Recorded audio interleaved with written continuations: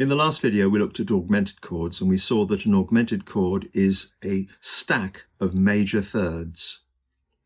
The chord we're going to look at today is sometimes referred to as a diminished chord.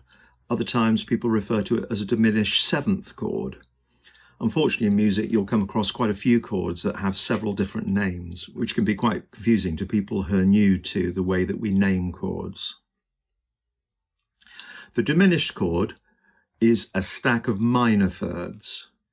You're already familiar with the minor third because you saw it in a minor arpeggio.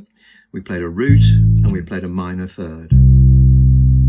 Now, just as you can voice a major third by playing a note on the fourth string and going across to the third string and back one fret, well, if we go down one fret more, that gets us to the minor third. So that note is the same as that note. So we can play a minor third on the bass either that way, using the first and fourth fingers, or we can play it this way, using the third and first fingers. So if we start down here at the F on the fourth string, remember to ignore my fifth string if you're playing a four-string bass. Now, starting from the F, we're going to play a minor third. Then we're going to go to the next minor third, another minor third, another one, and one more. And when we get to the top of that, we're going to go up a minor third again, which is 3 more frets, and we're going to come back down again in minor thirds.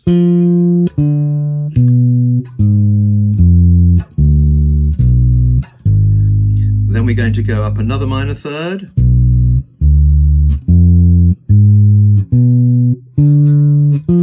And finally up another minor third.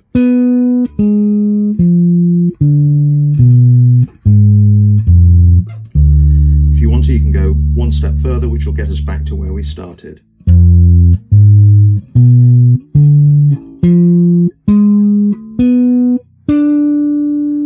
Now, this is physically quite a difficult arpeggio to play, and the good news is often when we're creating bass lines over diminished chords, we don't often use exactly that pattern, but nonetheless it's a very good pattern to learn when you're first learning bass, because it really helps you to understand how minor thirds appear on the bass, and also it helps you to learn to move around comfortably on the bass, which is something we obviously need to do. So in terms of intervals, what we've just played, we've got a root, we've got a minor third, of course, we've got a flat fifth, and then this next note's a bit confusing. We call it a flat, flat 7. It's actually a major sixth, but in the context of a diminished chord, we think of it as being a flat 7 that's been diminished. And if you take a flat 7 down a semitone, that gets you to a major 6. So we've got root, minor third, flat 5, flat, flat 7, and of course, the octave at the end. Another way that some people look at diminished chords is to think of it as being a seventh chord, where you have diminished the third, the fifth, and the flat 7. So if you think about that, if you were to take the major third that appears in the seventh chord and take it back a semitone, that would get you back to a minor third. If you were to take the fifth that appears in a seventh chord and take it back a semitone, that would give you a flat fifth. And if you were to take the flat 7 that appears in a seventh chord, take that back a semitone, that would become a flat, flat 7. So that's another way that some people look at diminished chords, and it's also a good way to learn how diminished chords are structured.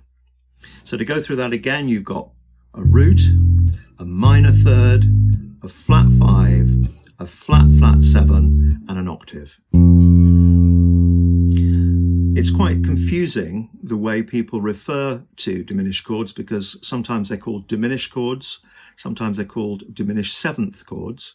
That's essentially the same chord.